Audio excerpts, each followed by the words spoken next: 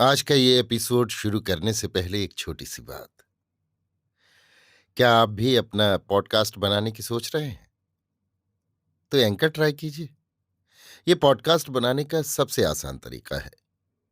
Number 1, ये free है।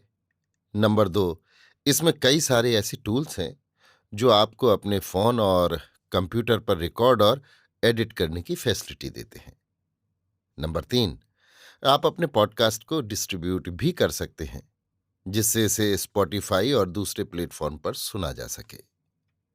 तो डाउनलोड कीजिए फ्री एंकर ऐप या विजिट कीजिए anchor.fm पर अपना पॉडकास्ट स्टार्ट करने के लिए। ये तो थी एक छोटी सी जानकारी, और अब शुरू करते हैं एपिसोड का सिलसिला। तो आज के एपिसोड में लीजिए सुनिए रविंद्रनाथ टैगोर के लिखे उपन्यास चोखेर बाली के हिंदी अनुवाद आंख की किरकिरी का दूसरा भाग, मेरी यानी समीर गोस्वामी की आवाज में। लड़की देखने जाने की बात महेंद्र तो लगभग भूल ही गया था, किंतु अन्नपूर्णा नहीं भूली। उन्होंने श्याम बाजार लड़की के अभिभावक ताऊ को चिट्ठी लिख दी और उसमें उन्होंने लड़की देखने का दिन भी तय कर दिया। महेंद्र ने जब सुना कि चाची ने लड़की देखने जाने का दिन भी तय कर दिया है, तब उसने चाची से जाकर कहा, इतनी जल्दी क्यों कर डाली चाची? मैंने तो अभी बिहारी से कहा भी नहीं। अन्नपूर्णा ने कहा, ये क्या बात महेंद्र, ये कैसे हो सकता है? अब अगर देखने नहीं गए तो वे क्या समझेंगे अपने मन में? महेंद्र ने बिहारी को बुलाकर उससे सब बात कह दी। फिर बोला, चलो तो सही, पसंद नहीं आई तो कोई जबरदस्ती तो लाद नहीं देगा। बिहारी ने कहा, सो मैं नहीं कह सकता। चाची की बहनोत को देखने के बाद पसंद नहीं कहना मेरे मुंह से नहीं निकलने का। महेंद्र बोला, ये तो और भी अच्छी बात है। बिहारी ने कहा, किंतु ये तुमसे बड़ा बेजा काम हो गया महेंद्र भैया। अपने को हल्का रखकर दूसरे के कंधे पर ऐसा बोझ लादना तुम्हारे लिए उचित नहीं हुआ। अब चाची के मन को चोट पहुंचाना अत्यंत कठिन होगा। महेंद्र जरा लज्जित और रुष्ट होकर बोला, तो क्या करना चाहते हो? बिहारी ने कहा, जबकि मेरे नाम से तुम उन्हें आशा दे चुके हो तो मुझे ब्याह करना ही है। देखने जाने का पाखंड करना कोई मानी नहीं रखता। बिहारी अन्नपूर्णा की देवी के समान भक्ति करता है। अंत में अन्नपूर्णा ने खुद बिहारी को बुलाकर कहा, ये कैसे हो सकता है बेटा? लड़की बिना देखे ब्याह करोगे? नहीं, ये हरगिज नहीं होगा। लड़की पसंद न आई तो मैं तुम्हें हरगिज ब्याह न करने दूंगी। मेरा ये प्रण रहा। निर्धारित दिन भी आ गया। महेंद्र ने कॉलेज से लौटकर मां से कहा, मां, मेरा वो रेशमी कोट और ढाके की धोती तो निकाल दो। मां ने कहा, क्यों, कहाँ जाना है? महेंद्र ने कहा, जरूरत है, तुम निकाल दो ना, पीछे सब बता दूंगा। महेंद्र से जरा कुछ सज धज किए बिना न रहा गया। दूसरे के लिए होने पर भी लड़की देखने के प्रसंग मात्र से यौवनधर्म अपने आप बालों को जरा संवार लेता है और दुपट्टे में जरा सुगंध भी छिड़क लेता है। दोनों मित्र लड़की देखने चल दिए। लड़की के ताऊ श्याम बाजार रहते हैं। नाम है अनुकूल चंद्र। खाते पीते खुश हैं और अपनी कमाई से उन्होंने कलकत्ते में बगीचा समेत तिमंजिला मकान भी बनवा लिया है, जो मोहल्ले में अपना सिर ऊंचा किए शान से खड़ा है। गरीब भाई की मृत्यु के बाद पितृमात्रहीन भतीजी को वे अपने घर ले आए हैं। लड़की की मौसी अन्नपूर्णा ने कहा था, मेरे पास ही रहने दो, इसमें खर्च में कमी जरूर होती, किंतु साथ ही इज्जत में जो कमी पड़ती, इसलिए वे राजी नहीं हुए। यहां तक कि मिलने जुलने के लिए भी लड़की को वे मौसी के घर नहीं जाने देते। अपनी मान मर्यादा के विषय में वे इतने कड़े हैं। लड़की जब सयानी हुई तो विवाह भावना यानी ब्याह की चिंता का समय आ गया, किंतु कठिनाई ये थी कि आजकल के जमाने में कन्या के ब्याह के विषय में यादृशी भावना यस्य सिद्धिर्भवति तादृशी का नियम लागू नहीं होता। भावना के साथ खर्च भी चाहिए। दहेज की बात छिड़ते ही अनुकूल प्रतिकूल हो उठते हैं।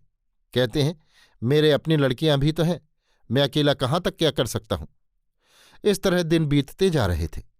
इतने में खूब सज धज कर, कपड़ों में सुगंध लगाकर रंगभूमि में मित्र के साथ प्रवेश किया महेंद्र ने। चैत का महीना है। दिनांत में सूर्य अस्त होना चाहता है। दूसरी मंजिल का खुला हुआ बरंडा है।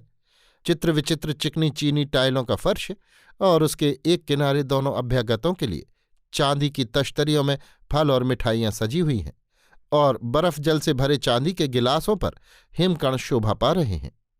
महेंद्र बिहारी के संग संकोच के साथ जलपान करने बैठा।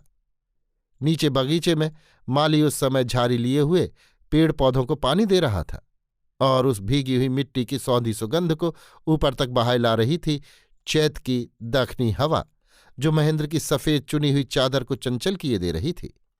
आसपास के दरवाजों और खिड़कियों की ओट में से थोड़ी बहुत दबी हंसी और काना फूंसी और कभी कभी गहनों की हल्की खनक भी सुनाई पड़ रही थी।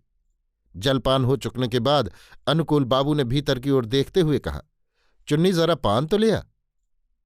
कुछ देर बाद बड़े संकोच के साथ पीछे का एक दरवाज़ा खुल गया और उसमें से एक बालिका न जाने कहाँ से अपने सर्वांग में दुनिया भर की लज्जा लपेटकर हाथ में पानदान लिए अनुकूल बाबू के पास आ खड़ी हुई।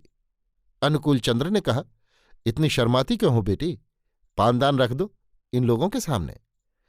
बालिका ने झुककर कांपते हुए हाथ से पानदान अतिथियों के आसन के पास जमीन पर रख दिया।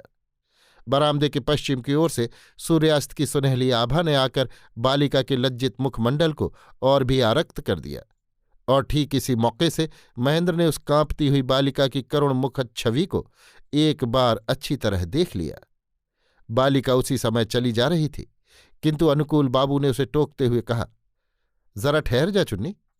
बिहारी बाबू, ये मेरे छोटे भाई अपूर्व की लड़की है। बाप बेचारा असमय चल बसा, अब मेरे सिवा संसार में इसका कोई भी नहीं। इतना कहकर उन्होंने एक गहरी सांस ली और चुप हो गए। महेंद्र के हृदय पर दया ने आघात किया।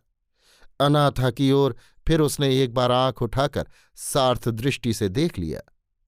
लड़की की उम्र कोई भी साफ साफ नहीं बताता था। आत्मीय स्वजन कहते, यही समझो 12-13 साल की होगी, अर्थात 14-15 वर्ष होने की ही अधिक संभावना है।